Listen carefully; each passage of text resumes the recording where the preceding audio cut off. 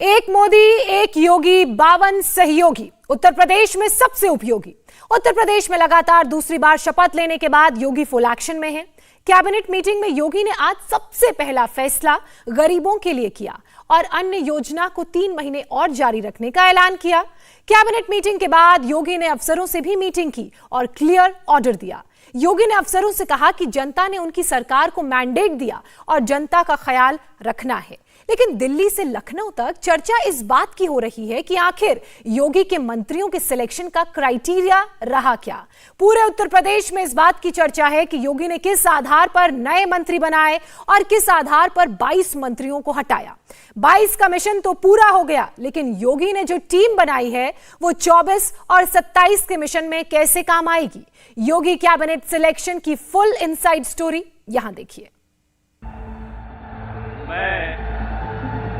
आदित्यनाथ योगी नए तरीके से नए चेहरों के साथ योगी आदित्यनाथ ने नई टीम बनाई है। मैं केशव प्रसाद मौर्य, मैं ब्रजेश पाठक, मैं सुरेश कुमार खन्ना, मैं डॉक्टर संजय निषाद, मैं बेबी रानी मौर्य, मैं लक्ष्मी नारायण चौधरी, मैं अनिल राजभर, मैं अरविंद कुमार शर्मा, मैं गुलाब देवी। योगी आदित्यनाथ का नया युग शुरू हुआ है। योगी ने नई परंपरा डाली है। पुराने नियम नहीं चलेंगे। नए युग में योगी की सरकार नए नियम से चलेगी। जात पे ना पात पे योगी ने मुहर लगाई है काम पे। मैं ब्रजेश पाठक, मैं सुरेश कुमार खन्ना, मैं डॉक्टर संजय निषाद, मैं बेबी रानी मौर्य, मैं लक्ष्मी नारायण चौधरी, मैं अनिल राजभर। योगी ने एक्सपीरियंस और एक्सपर्टीज को मिलाकर टीम बनाई है। योगी की ये नई कैबिनेट नया उत्तर प्रदेश बनाएगी, नए तरीके से यूपी को चलाएगी। योगी ने किसे किसे मंत्री बनाया, योगी ने इन्हीं मंत्रियों को क्यों चुना, इन मंत्रियों की यूएसपी क्या है। हर नाम फाइनल करने से पहले मोदी और योगी ने क्या लॉजिक देखा, वो लॉजिक भी बताएंगे। 24 और 27 के मिशन में ये मंत्री कैसे काम आएंगे, ये भी समझाएंगे। तो चलिए 1 बाय 1 बताते हैं। सबसे पहले डिप्टी सीएम से शुरू करते हैं।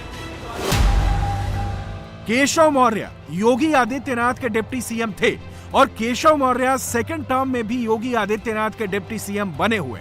लेकिन दिनेश शर्मा की जगह ब्रजेश पाठक आ गए हैं। पिछड़ा वर्ग से आने वाले केशव मौर्य अपनी जगह बरकरार हैं।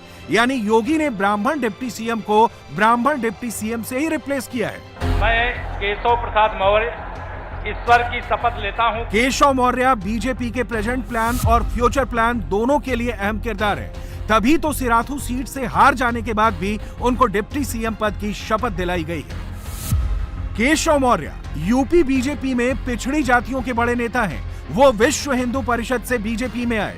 केशव मौर्य राम मंदिर आंदोलन से भी जुड़े रहे। 2017 की जीत के समय केशव मौर्य प्रदेश बीजेपी अध्यक्ष थे। वो नरेंद्र मोदी, अमित शाह और संघ तीनों के करीबी हैं। उत्तर प्रदेश में ओबीसी माइनस यादव वोट 28 से 29% है। यूपी में कई पिछड़ी जातियों से मिलकर बनने वाले इस वोट बैंक के सबसे बड़े नेता का नाम है केशव मौर्य। यूपी की 403 में से 403 विधानसभा सीटों और 80 में से 80 लोकसभा सीटों पर पिछड़ी जातियों का वोट मायने रखता है। केशव मौर्य संगठन से भी जुड़े रहे हैं। डिप्टी सीएम के रूप में सरकार चलाने का भी एक्सपीरियंस रखते हैं। इसलिए योगी ने केशव मौर्य को सेकंड चांस दिया है। हमारा जो लोक कल्याण संकल्प पत्र 2022 का है, वह संकल्प पत्र ही हमारा रोड मैप है। उसी के आधार पर हम उत्तर प्रदेश की सेवा करेंगे और उत्तर प्रदेश को विकास के पथ पर नंबर 1 पर पहुंचाने के लिए पूरी कोशिश करेंगे। और 2024 के लोकसभा चुनाव में 75+ के संकल्प के साथ फिर एक बार कमल खिलाएंगे। 18 कैबिनेट मंत्री, 20 मंत्री, 14 राज्य मंत्री, मतलब सभी धर्मों को बुंदेलखंड से लेके पश्चिमी उत्तर प्रदेश सबको साधने, सबका साथ, सबका विकास, सबका सम्मान करते हुए, सबको स्थान देते हुए पार्टी नेतृत्व ने शानदार निर्णय लिया है। और इसका बहुत बड़ा संदेश उत्तर प्रदेश के हर वर्ग को है कि भारतीय जनता पार्टी ऐसी पार्टी है जो सबको साथ में लेकर के चलती है, सबको स्थान और सम्मान देती है। लॉ एंड ऑर्डर को सबने सराहा है। क्या गुंडों का अंत ऐसे ही होगा? ऐसी भी कोई हिट लिस्ट अब बनने वाली है क्या? कोई दूसरी लाइन नहीं तय होने वाली है। अगर अपराध करने वाले अगर अभी तक नहीं समझ पाए हैं कि अपराध करने की उत्तर प्रदेश में अब छूट नहीं मिलेगी, तो उन्हें समझ जाना चाहिए। योगी आदित्यनाथ ने 5 साल बाद अपना एक डिप्टी सीएम बदला है। लखनऊ कैंट से जीतने वाले ब्रजेश पाठक को दूसरा उप मुख्यमंत्री बनाया है। मैं ब्रजेश पाठक ईश्वर की शपथ लेता हूं कि मैं ब्रजेश पाठक योगी सरकार के ब्राह्मण फेस हैं। 22 के यूपी चुनाव से पहले इस बात का बहुत हल्ला मचा था कि यूपी के 12% ब्राह्मण वोटर बीजेपी से नाराज हैं। रिजल्ट आया तो ये गलत साबित हुआ। यूपी के 80% से ज्यादा ब्राह्मण वोटरों ने बीजेपी के फेवर में वोट दिया। इसकी एक बड़ी वजह है ब्रजेश पाठक। ब्रजेश पाठक ब्राह्मण वोटरों के बीच बहुत लोकप्रिय हैं। पिछली सरकार में वो कानून मंत्री थे। ब्रजेश पाठक ने कांग्रेस से राजनीति शुरू की। 2004 में वो बसपा के सांसद बने। 2017 से ब्रजेश पाठक बीजेपी में है। योगी मॉडल के नाम से मशहूर हुए यूपी के जनसंख्या नियंत्रण कानून के पीछे ब्रजेश पाठक का ही दिमाग है। योगी की पिछली सरकार में कानून मंत्री के रूप में ब्रजेश पाठक ने ही जनसंख्या नियंत्रण कानून का ड्राफ्ट तैयार कराया था। पूरे प्रदेश की जनता का, अपने केंद्रीय नेतृत्व का अभिनंदन करता हूं। आशीर्वाद उनका प्राप्त हुआ है मुझे प्रदेश की जनता का काम करने के लिए। मैं सबका बहुत बहुत अभिनंदन करता हूं। क्या एजेंडा रहेगा आपका? अभी तो यार गए नहीं है भाई, तुम लोग सब जानते हो। योगी ने 52 मंत्री बनाए, जिसमें 13 ओबीसी, 7 ब्राह्मण, 6 ठाकुर, 5 जाट, 4 वैश्य, 2 भूमिहार और 9 दलित मंत्री हैं। ब्रजेश पाठक, जितिन प्रसाद, योगेंद्र उपाध्याय, दयाशंकर मिश्रा, ये योगी सरकार के 4 प्रमुख ब्राह्मण फेस हैं। पूरे चुनाव में ठाकुर बहुत हुआ, लेकिन ठाकुर मंत्रियों की संख्या घट गई है। बीजेपी के पास ठाकुर समाज से 43 विधायक हैं। मंत्रिमंडल में योगी ने 6 ठाकुर मंत्री रखे हैं। बीजेपी के जाट विधायक फायदे में रहे। बीजेपी गठबंधन के पास सिर्फ 8 विधायक हैं। इनमें से 5 मंत्री बनाए गए हैं। लक्ष्मी नारायण चौधरी और भूपेंद्र सिंह चौधरी। योगी ने जाट लैंड के 2 बड़े नेताओं को अपनी कैबिनेट में रखा है।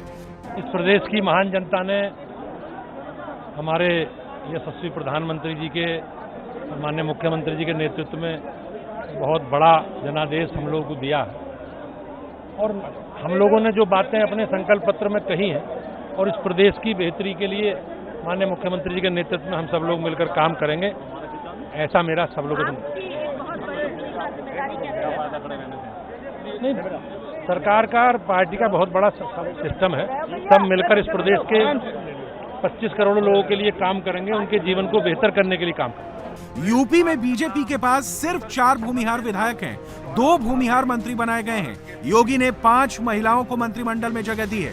बेबी रानी मौर्य को कैबिनेट मंत्री बनाया गया है।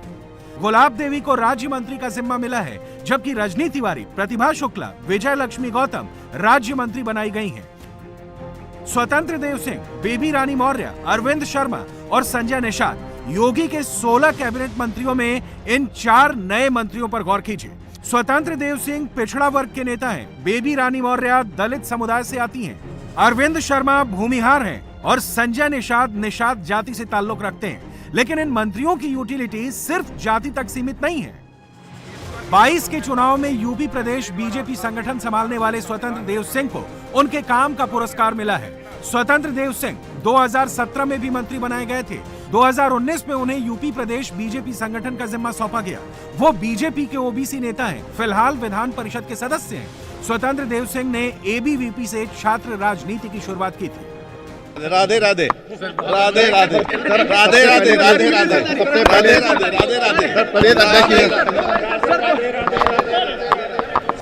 बेबी रानी मौर्य 3 साल तक उत्तराखंड की राज्यपाल रह चुकी हैं। वो बीजेपी की राष्ट्रीय उपाध्यक्ष हैं, पार्टी की महिला दलित चेहरा हैं और जाटो समाज से ताल्लुक रखती हैं। जाटो समाज से होना मंत्री पद की गारंटी नहीं। बेबी रानी मौर्य ने काबिलियत से इसे हासिल किया है। बेबी रानी मौर्य 1995 से 2000 तक आगरा की मेयर रह चुकी हैं। आगरा की वो पहली महिला मेयर थी। 1997 में उत्तर प्रदेश रत्न का पुरस्कार मिला। आगरा रूरल से 76,608 वोटों से जीत कर आई हैं। 2002 में वो राष्ट्रीय महिला आयोग की सदस्य बनी। अभी तो मंत्री बने हैं, उत्तर प्रदेश ने मंत्री बनाया है। उत्तर प्रदेश की जो जनता है, गरीब है, दलित है, पीड़ित है, उनकी सेवा करेंगे। महिलाओं की हमेशा आवाज उठाई गई है। उत्तर प्रदेश में कानून व्यवस्था की बात की गई है। आप किस तरीके से अपना जो दायित्व है वो निर्वहन करेंगे एक मंत्री के रूप में? बिल्कुल पूरी ईमानदारी से महिलाओं के साथ न्याय होगा, उनकी सुरक्षा की गारंटी रहेगी, उनके लिए आर्थिक रूप से कैसे सशक्त हों, इसके लिए काम करेंगे। अरविंद शर्मा का पॉलिटिकल प्रोफाइल भले ही छोटा हो, लेकिन लंबे समय तक उन्होंने प्रधानमंत्री नरेंद्र मोदी के साथ काम किया है। Tested and tried Arvind Sharma को योगी ने पहली बार अपनी कैबिनेट में रखा है। अरविंद शर्मा बोलते कम है, लेकिन जो काम दिया जाए उसे पूरा करके दिखा देते हैं। संजय निषाद पार्टी के लीडर हैं। गोरखपुर में होम्योपैथी की डॉक्टरी करने वाले संजय निषाद अपने समुदाय के लिए दलित कोटे के अंदर 5% का कोटा मांगकर चर्चा में आए थे।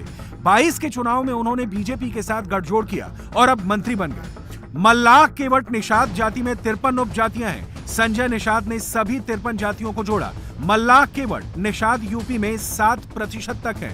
जातियों को जोड़कर संजय निषाद ने उनको पॉलिटिकल पावर बना दिया। जनता को शीर्ष नेतृत्व को तो उन्होंने विश्वास किया और भरोसा किया है, और भरोसे पर हम लोग खरा उतरेंगे। चुनाव नहीं, चुनौती था, और चुनौती करके हम लोगों ने इसे बृहद जीत की है। और जनता को धन्यवाद देता हूँ कि माननीय प्रधानमंत्री जी की नीतियों का और गृह मंत्री जी के प्रबंधन का, योगी आदित्यनाथ के सुशासन का, और उसी को हम लोग और सुदृढ़ करेंगे और आगे के 2024 की तैयारी में हम लोग लगे हैं, जिससे सामाजिक न्याय दिला सके।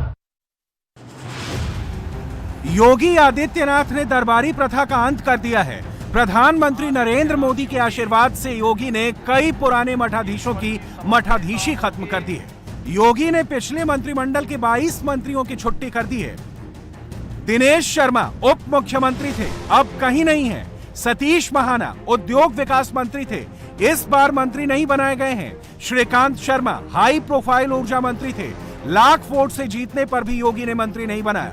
सिद्धार्थनाथ सिंह खादी ग्रामोद्योग और कपड़ा मंत्रालय संभालते थे, सरकार के प्रवक्ता भी थे, इस बार पत्ता कट गया। रमापति शास्त्री सामाजिक न्याय मंत्री थे, इस बार पत्ता कट गया। मुकुल बिहारी वर्मा सहकारी मंत्री थे, इस बार मंत्रिमंडल में जगह नहीं मिली। आशुतोष टंडन शहरी विकास मंत्री थे, इनको शपथ का निमंत्रण नहीं मिलना राजनीतिक पंडितों को भी चौंका गया। सुरेश राणा गन्ना मंत्री थे, हार गए, इसलिए जगह मिलने का सवाल ही नहीं था। जो जिम्मेदारी दी जाएगी वो निभाएंगे। मैं नेतृत्व का आभारी हूँ, प्रदेश नेतृत्व का और केंद्रीय नेतृत्व का, जिन्होंने हमारे प्रति विश्वास व्यक्त किया, और इस विश्वास की कसौटी पर हम खरा उतरेंगे, यही हमको आज के मौके पर कहना है। उत्तर प्रदेश जनमानस को समर्पित है। आदरणीय प्रधानमंत्री जी ने इस देश के 130 करोड़ लोगों को ध्यान में रख करके जो जन कल्याणकारी योजनाएं बनाई, आदरणीय मुख्यमंत्री जी ने प्रदेश के अंतिम गांव तक विकास की रोशनी पहुंचे, प्रदेश के अंतिम व्यक्ति तक सरकार की योजनाओं का लाभ पहुंचे, इसके लिए काम किया। और आपने देखा था जिस तरह से समाजवादी पार्टी की सरकार में गुंडे, अपराधी और माफिया कानून को अपने हाथ में लेकर के दरोगा को, इंस्पेक्टर को, एसपी को फोन किया करते थे, उनको निर्देशित करने का काम करते थे। जिस दिन से योगी आदित्यनाथ जी ने सरकार को संभाला है, सरकार की बागडोर अपने हाथों में ली है, सबसे गुंडों माफियाओं के खिलाफ जो कठोर कार्रवाई हुई है, जो पूरे प्रदेश में भय व्याप्त था, भय मुक्त उत्तर प्रदेश बना है। आज गुंडों पर भय है। इंडिया टीवी हर वक्त हर जगह डाउनलोड करने के लिए सर्च करें India TV news Google play store या ऐप स्टोर पर।